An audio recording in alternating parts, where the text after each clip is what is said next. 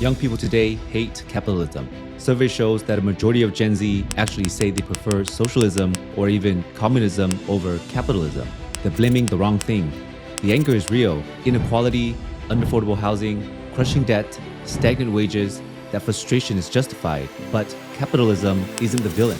And today, I'm going to explain with data why socialism doesn't work, why capitalism is the best engine for wealth and innovation, and the one hidden force that makes young people feel like the system is rigged against them.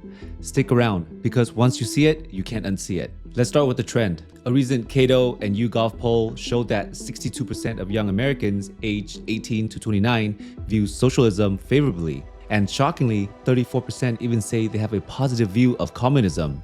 In the UK, surveys found that about a third of young people in their 20s support communism. Meanwhile, only 40% of young Americans have a positive view of capitalism. That means more young people today favor socialism than capitalism. This isn't a fringe. This is mainstream Gen Z sentiment. Why? Because the economic pain is real.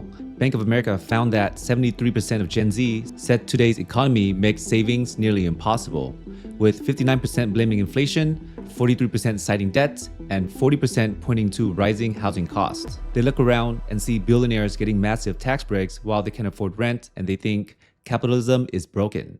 But here's the catch. What they're living under isn't free market capitalism.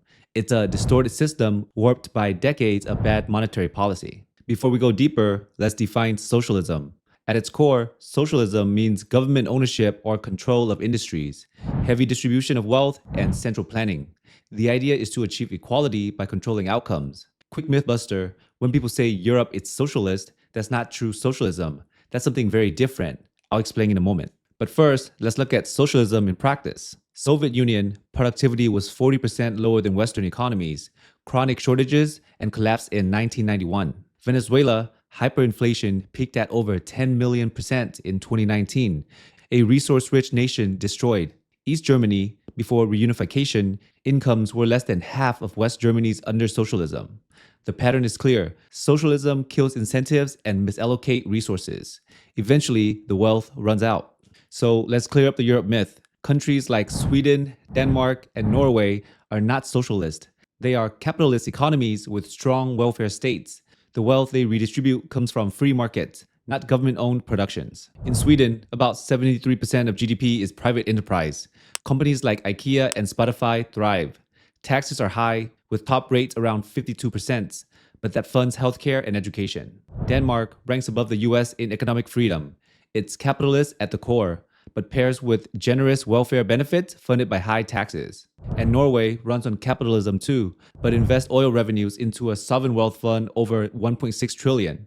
That money supports its social programs. So when people point to Scandinavia as proof of socialism works, they're actually pointing to capitalism generating wealth and social democracy redistributing it. Without capitalism, those safety nets wouldn't exist. So let's not lose sight of this. Capitalism at its core is free exchange and private ownership. It's the system where people compete, innovate, and build wealth by solving problems. And the data is undeniable. Since 1990, global capitalism has lifted over 1 billion people out of extreme poverty. China's shift towards market reforms alone reduced extreme poverty from 88% of the population in 1981 to under 1% today. In the US, despite inequality, GDP per capita has increased 7-fold since 1950 under capitalist framework. That's how we got everything from modern medicine to smartphones to electric cars. Capitalism isn't perfect, but compared to socialism, it's the only system proven to create prosperity and innovation. So why does capitalism feel broken for young people today? Because our money itself is broken. We live under a fiat money system. Fiat means currency not backed by gold, silver, or any real assets. It only has value because the government say so, and they can print as much of it as they want. And print they have. During COVID, the US Federal Reserve increased the money supply by 40% in just 2 years. The result? The highest inflation in 40 years. Prices soared while wages lagged behind. If you were holding cash in a savings account, you lost purchasing power every single month. But here's the key. Inflation doesn't hit everyone equally. When the Fed pumps money into the system, it flows first into banks, corporations, and asset markets. That drives up the stock prices and real estate. So the wealthy who already own those assets see their wealth balloon. Meanwhile, young people trying to buy their first home or save for their future gets crushed. This is known as a Cantillon Effect. Money printing benefits those closest to the source of new money, not the average worker. Think about the housing market in 1970. The median home price in the US was around $25,000, about 3 times the average household income at the time.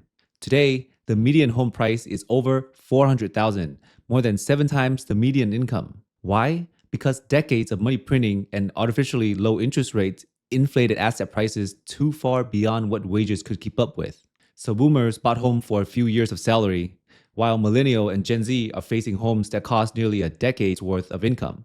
That's not free market capitalism.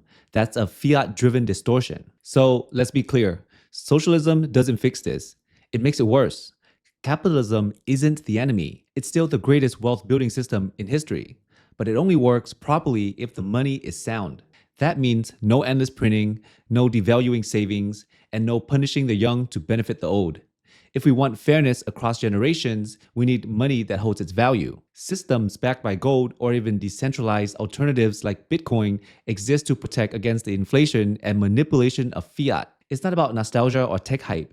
It's about restoring fairness to capitalism. So here's the big lesson. Young people are right to be angry, but the target isn't capitalism.